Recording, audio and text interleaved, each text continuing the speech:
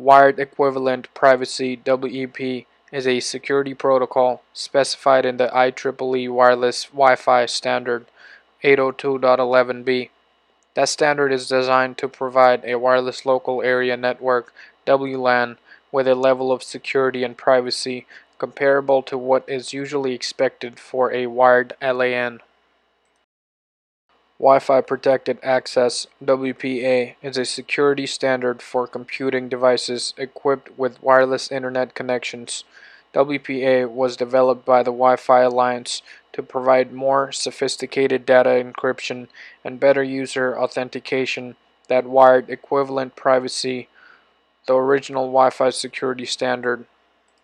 WPA2 is the second generation of wireless protected access security standard, and so is more secure than its predecessors, WPA. Your Wi-Fi router likely includes both WPA and WPA2 security protocol options. When turning on Wi-Fi encryption on your router, choose WPA2 for more secure Wi-Fi protection. TKIP, Temporal Key Integrity Protocol, is an encryption protocol included as part of the IEEE 802.11i standard for wireless LANs. It was designed to provide more secure encryption than the notoriously weak wireless equivalent privacy (WEP), the original WLAN security protocol. The Advanced Encryption Standard (AES) is a systematic block cipher chosen by the U.S. government to protect classified information. AES is implemented in softwares and hardwares throughout the world to encrypt sensitive data. It is essential for government computer security, cybersecurity, and electronic data protection.